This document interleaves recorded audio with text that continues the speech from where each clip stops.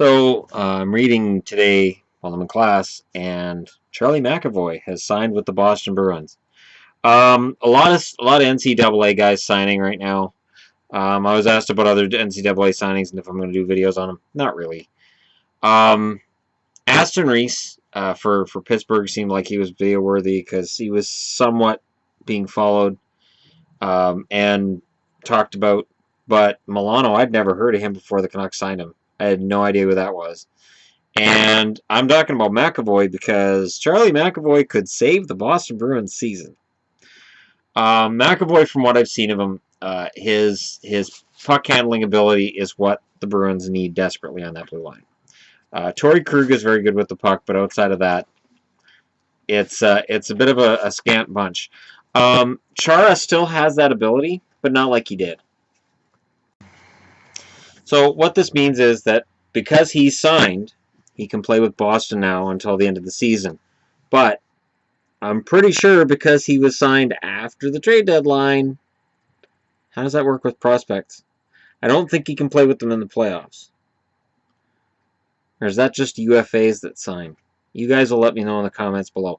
It doesn't really matter. For me, the fact that McAvoy's in Boston's fold and he's foregone his senior year to become a member of these guys, and I was wearing this jersey and hat at class today. It's a pretty good moment for me. I mean, it's been a lot of down moments. It's sort of like when Vancouver signed Besser, who got his second career goal last night. So look for a silver lining if you're a Canucks fan right now.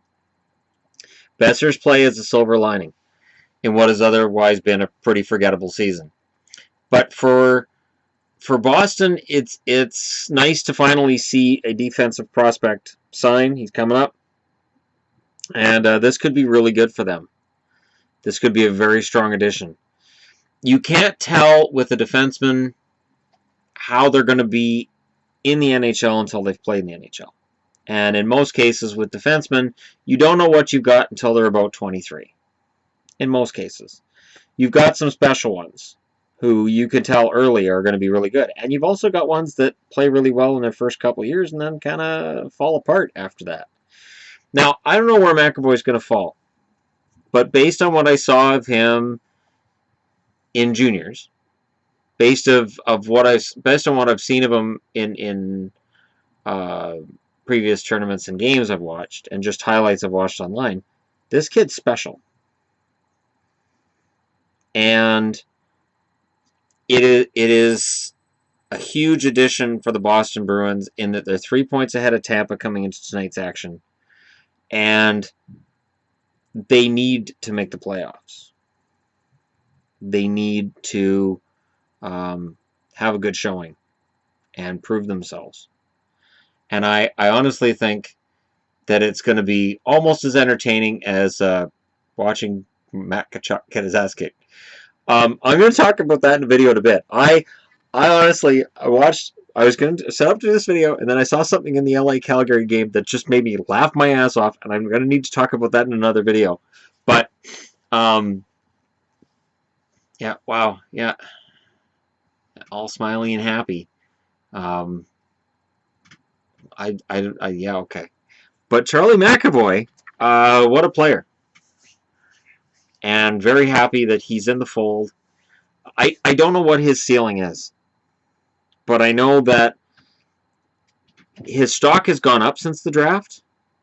At the time he was drafted, it was considered almost safe pick. Kind of a little bit surprising. Not as surprising as some of the other picks that Boston's made in the last few years. But McAvoy was seen as a rather safe-ish pick. Kind of surprising he went as early as he did, but his stock has gone up since the draft. McAvoy has proven himself at lower levels, and at the NCAA definitely, and now he's going to get a shot at proving himself in the American League before making the transition to the NHL. My guess is he's with the Bruins as soon as next week. Unless, and I haven't looked into it, all I know is that he signed an amateur tryout, unless the Bruins are at the 50 contract limit. If the Bruins are at the 50 contract limit, there's nothing they can do. They can't get him in the lineup. So if anybody's going to say that in the comments below, fine. My point is simple. Regardless of what happens right now, Charlie McAvoy is a Boston Bruin. With NCAA guys, we're finally seeing that most of them are going to sign with the team that drafted them. Certainly with VC and Justin Schultz and Jake Gardner and a few others, there would be a reputation there. But I think what's going on now is going to dispel a lot of that, because most of the NCAA guys who've been signing are either UFAs who didn't get a contract offer from a team, or they were drafted and they're signing with the team that drafted them, as is McAvoy's case. I felt good about this thing today. I feel pretty happy about it today. No, the Bruins must be able to use him, because they said he could be useful. He could be on the Bruins by the end of the year, like before the season's up. I'd like to see it. I'd like to watch a Bruins game and have Charlie McAvoy in that lineup, because to me it's felt like with Boston all year that they're one defenseman short. And I also think they're one forward short. One skilled forward short of actually being a contender. And if Rask could get his game back to where it was, Boston's a contender. Boston's at least 10 points higher than they are right now. They're in the 96-point range, probably number one in the Atlantic, and probably being viewed as one of the top 6 or 7 contenders. I'm not crazy. I'm not one of these people that goes, oh, my team's going to win the cup. No. But if they had 2 players, a decent scoring forward, and a good puck-moving defenseman, and I think McAvoy's that guy, and just that tweak where Rask is just more consistent in the second half than he's been, I think there's good reason to believe that Boston would be in a contending position. It doesn't really matter. I think if Boston goes into the playoffs right now, like if the playoffs started today, they'd be playing Washington, I'd be entertained. Washington's knocked Boston out recently. It's not that long ago Washington knocked Boston out. I'm not going to say Boston would knock Washington out, but all it would really take is game 1. Boston wins game 1, all the doubts start coming into Washington's head. I do think Boston matches up well against Washington. I don't think Boston matches up well against Montreal or Toronto or probably Ottawa. But I think they match up pretty well against Washington. So what am I trying to tell you guys about all the discussion over who's going to play who and is this fair and that fair? It's all about the matchups in the playoffs. And if Charlie McAvoy can come in and make a difference for Boston, if he can be that really solid top 4 defenseman they need right now, with the potential to be a top 2, I have a lot of hope for Boston's near and long-term future.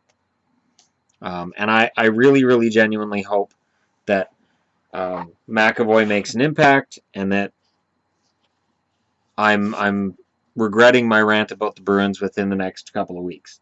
I'm not taking the rant back yet. Yes, they've won their last 2 games, but they're in a position they shouldn't be in. They should right now be contending with Ottawa and Montreal, and they should be up there. If they'd won one out of those 4 games that they lost and had an overtime loss in the other, that brings them up to 89 points. So they should not be in a position where they're worried about missing the playoffs. And they are, because they kept losing games they shouldn't lose. So I'm not counting my chickens. But if McAvoy can come up and play, if he can come up and play for the Bruins, and if he can play the way that he played on the stage with kids his age, if he can play that way against men, the Bruins have themselves a very good player. And it would be a treat to see a prospect for the Bruins who really is of that sort of elite category. I don't like to use the term elite, because I don't know what elite is. I just know there's really good players and some really not good players, and I don't care if they're elite or not. Because I've watched players have good seasons, and then 5 or 6 years later, people suddenly say, well, that's an elite guy. And it's like, wait, why? He wasn't elite 5 years ago when he was playing the same as he is now. What changed? Hello. Hi. Your brother understood when I said no. You didn't understand. Okay. I get it.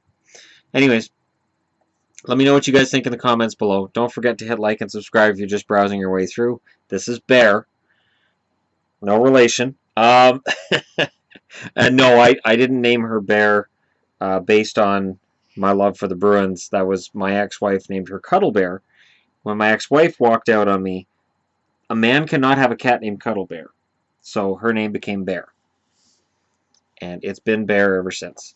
So For anybody who thinks, well, she doesn't really look like a bear. That's not the kind of cat she looks like. No, I would have called her something completely different. But I wasn't in on the naming process at the time. That's why my black cat is named Shadow, because I named Shadow, which was my nickname in high school when I played floor hockey, was Shadow. So, yeah, there's some little tidbit there at the end for you guys. And I wore a Bruins jersey a lot of the time that I played floor hockey because I was a Bruins fan back then, back in the late 80s. All right, thanks for watching, and I'll talk to you all again soon.